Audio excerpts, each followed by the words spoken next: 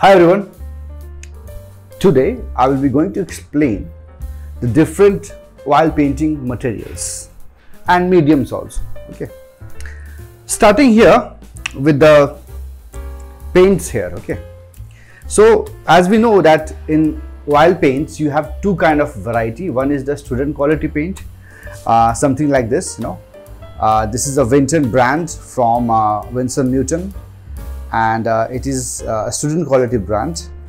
And then you have the artist quality brand, and that's why it's written here artist oil color. So if you go to the art store, you can just ask them either if you want, how much you want to paint. It depends upon that.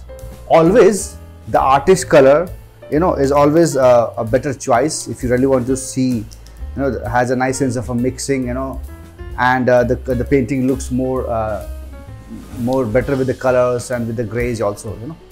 So it depends how much you want to spend if you want to buy the oil paints. Okay, and the second color which I use here generally for all kind of painting, or maybe some paintings also, is the raw umber. Is a neutral color. It is also good for toning the canvas. I prefer not to paint on the white canvas. I toned on the canvas either with sometimes with the raw umber, sometimes with just only with one drop of black and some turpentine here. Give a nice wash on the painting, so on the canvas here, and then let it dry for another 1 hour, 2 hours, or one day at least, and then paint the next day. And you can also start to look for many videos also on the Google of how to tone down the canvas. Next color which I will be using here, like I prefer to use, is yellow ochre. It's a very nice cool yellow color for the portrait, for the landscape, for the still life, for the figure painting, for abstract painting, all genre of painting, whatever you name. This is a very good color for the yellow family. In yellow family I have three colors. One is the cadmium lemon yellow, which are very sometimes I use in the landscape, in painting the leaves, some yellowish greenish leaves, and it depends what actually I'm painting. So a very good color for in the yellow family. And then a really chromatic one, which is really powerful, has a really nice sense of a chroma there. It's a cadmium yellow color. So as you can see here, Michael Harding, it's a very good brand, UK brand for a good quality paint. The pigments are really good in this one. But again, I told you, if you want to buy an artist quality paint or student quality paint, that's your choice. Okay. In the red family, I have first is the cadmium red color. It's a very powerful color. You just need a small drop of that, and then you can just take a bit of into the skin tone, or into landscape painting, or a still life, or whatever painting you want, a cityscape, seascape, So all these kind of genre of painting, we use that. Next we have a very transparent color, alizarin crimson, and it dries very slowly, but it's a very powerful shadow color. If you want to make the shadows more warmer, it's a very good color for that. And then I have another color which is called as the Carmino, which is again just the same family of that, but it's a student quality. Okay. Sometimes I also use cadmium light red. And one color which I prefer for using in the skin tone is the Indian red. It's a very good color for the reddish part of the nose, fingers, the elbow, the feet, the ears, So it's a very good color to mix with the skin tone, and you can paint with that. So Indian red is and this is also a really good brand, world-renowned brand, Gamblin. I think it's from Netherlands, and they make really good paint also. Okay. No, sorry, I think this is from US. The Gamblin is from US. Now we have a different. The only orange which I use in my painting is the cadmium orange. Then I love to use some browns in the painting. And so I have different browns here. What is that? A very good color for again toning the canvas, and also for the hairs of the brownish hair, and many shadows color also. It is a burnt umber from Old Holland. It's a very good brand from Netherlands or Belgium, and they makes really good paint also. We have a transparent brown oxide, a very good color for the skin tone, for the shadows, for making a rich darker brown color, and it's a family. There is also one called as a transparent red oxide. It's more brownish here, and this is more on the reddish side here. So whatever you see in the painting, you can go with that. Okay. I also like to use a different greens also, but generally I prefer to use like two kind of a green. One is a very famous green which you all know, is the Viridian green, which goes for the portrait. Again, for landscape it's very must color, so you can use a different brands. This is from actually I was a ex-faculty member at Angel Academy of Art, Florence, Italy, for almost like 7 to 8 years. So so I used to buy the color from the local made color. There's a very good art shop, it's called as Zecchi, which is very close to the Duomo of the Florence. Okay, and so Viridian is from there.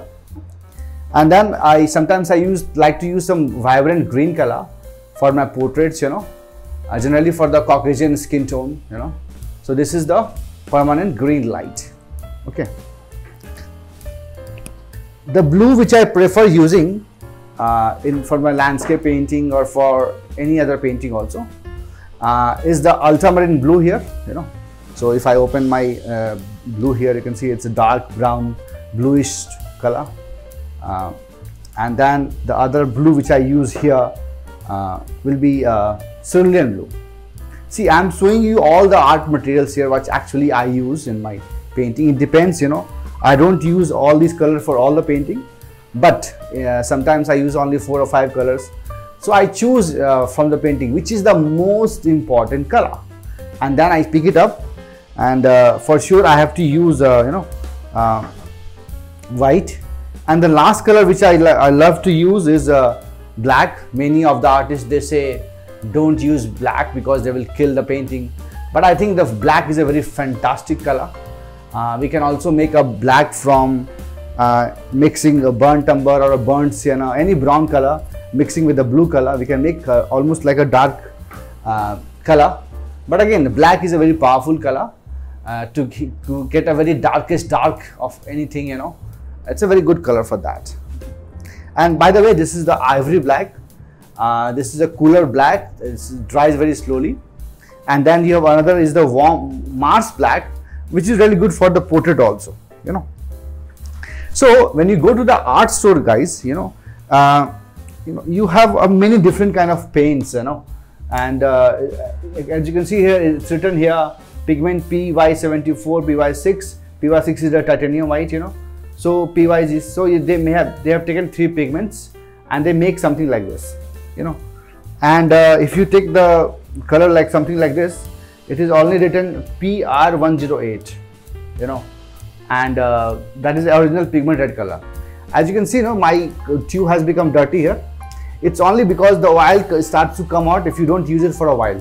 So whenever you want to use, if the oil is coming out, shake that really well, and then what will happen, the oil will mix with the pigment, and then it's really good to use that. Okay, so this is all about the color here. Okay, for mixing the color, I use a palette knife and a smaller palette knife, So I take a pile of color and mix the color. I don't prefer using first pile of colors with the brush, because otherwise most of the colors will be in the brush only. So mix 4 or 5 premixes of the color, and then you can mix with the palette knife. Okay, again, this is easily available in all the art store. Okay, let's talk about the brushes first. Okay, so for the brushes, guys, here whenever I start painting, for the first layer or for the initial first or second layer, I prefer to use a Bristol hairbrush, a hog hairbrush, you know, which has a like a hard hair, you know, as you can see here. This is more on the when you see the shape of the brush, you have a filbert hair here, you have a flat hair here, you have a round hair here. So again, I have all these brushes because sometimes I like to use round brushes. Sometimes I want to have a very harsh edges, so I use a sharp hair brush, you know. Sometimes if I want to blend more, then I used a Bristol hair brush. So in the Bristol hair, guys, you have a soft edges on the both of the side. You have a sharp edges like this, you know, and in the round is more like a round hair. So this comes in different sizes. Whatever you like to use, that you can also use. I also love to use a fan brushes for making the color more even. Generally, when I'm using the background color, I love to use the fan brushes here, you know. So okay, so this is about the starting of the paint. If you want to start drawing with the brush also, I prefer to use a smaller hog hair brush, something like that, you know. And it's really important that to clean the brush nicely also, you know. So maybe in the other videos, you know, I will also put that video there, you know. The next is, guys, is the second or third layer of paint. In that layers, so I like to use soft hair brush. So soft hair brush comes in different hair quality depending upon the price of that. Okay, so like as you can see here, I have this different soft hair brush. The cheapest one is this one, is the synthetic soft hair brush, you know. The expensive one is this one here, which is the mongoose hair brush, you know. This is also a mongoose hair brush. Is you know, it's a very soft brush, very nice for blending. So generally we use for the second and third layer, you know, soft hair brushes, but the first layer brush I use a hard hair brush. Okay, and then this comes in also many different sizes. If you want to paint really a smaller stuff, you can use a smaller brush. If you want to go a very tiny one also, you can use this kind of brushes, you know. And like if you want to paint a very like tiny like lips and nose or a smaller values here, you can use a smaller brush like this. So it depends what actually you are painting, and that comes also in like a filbert here, you know. It's round. You can also buy this in a flat hair also. Okay, and this is called as the it's a red hair brush. I don't know what the name is. It's called as a Tenjin hair, you know. So it comes in round shape, in many different shape, you know. And for the second layer of the paint or final finishing of the paint also, I like to use fan brush, you know. This is a very good important tool for anyone who want to paint in the wild color, you know. So guys, I have the hog hair brush for the first layer of paint or maximum second layer of paint, and then final finishing of the paint with the soft hair brush. Okay.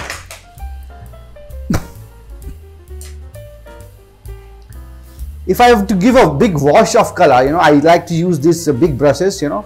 It's a Bristol hair brush. So this is very good color for starting of the painting. If you want to just throw a big colors on the canvas and just lay it over, you know, that's a good color for that. And I also love to use the paper towels here, you know, for cleaning of the brushes, or in one of my, generally what I do here, guys, that I have 4 or 5 brushes in one of the hand.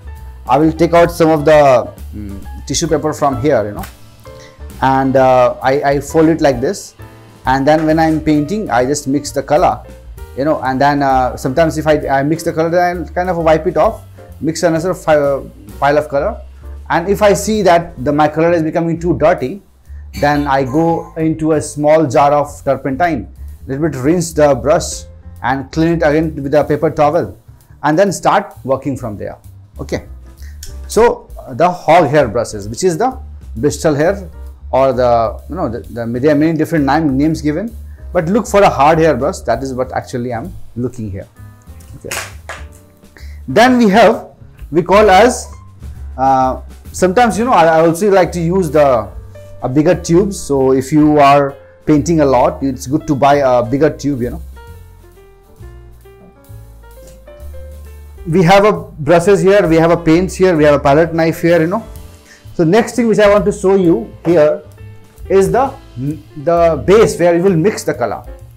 So guys, whenever I have to give a if a one-day painting, then I want to clean my palette here, then I like to use this paper palette.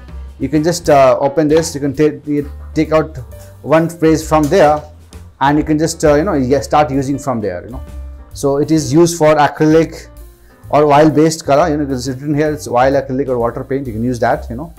And it comes in different brand also. So some brand also sells in a gray color. That is also good, because as you can see here, my wooden palette is more on the like a darker value. So it's always good to mix the paint on a darker value, because then you can judge the value nicely. Okay. So this is if you don't want to clean the palette, sometimes you can use this paper palette. It's very good for any kind of a painting. Next, I use here a palette here, a wooden palette. It's made from New Wave from United States here.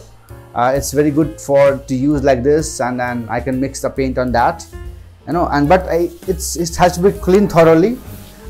Whenever you buy a new palette, everyone, first little bit clean with the turpentine, but the last coating, after you have done all the cleaning, you have to put 1 or 2 drop of linseed oil, and then little bit put it and spray it everywhere, but do only 1 or 2 drop only. Okay, and then spray it overnight, because after a while that when the palette is new, it has to become more softer. So you have to always use the linseed oil 1 or 2 drop, so that after a while it becomes a smooth area to mix the paint. Okay, and the wood also soak a lot of oil, so it's good to use the linseed oil also.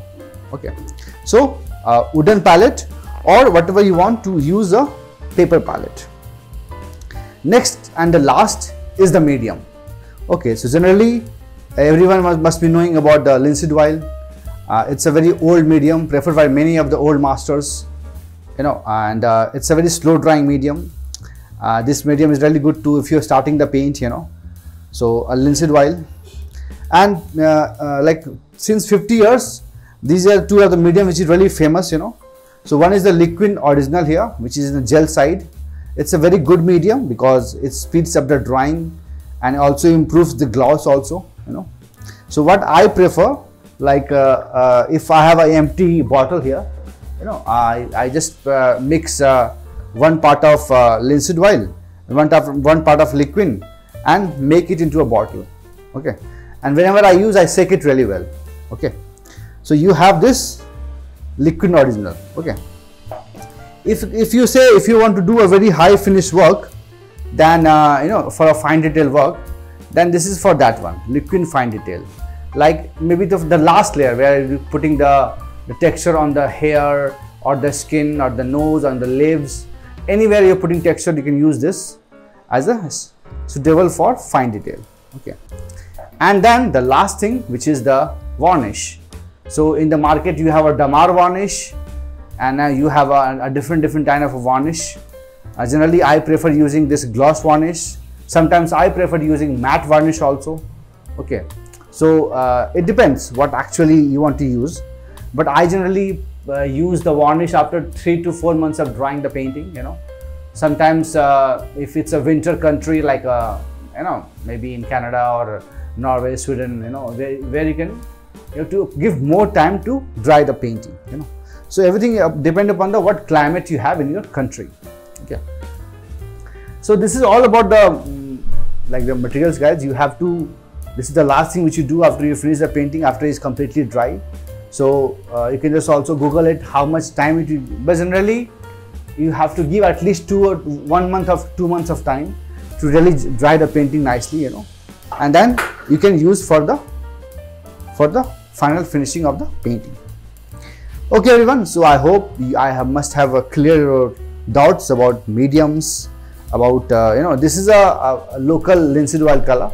So if you are looking for a local made or a student quality one, you can use that one. Okay. But yeah, but thank you everyone for watching this video. Okay, so bye everyone, take care.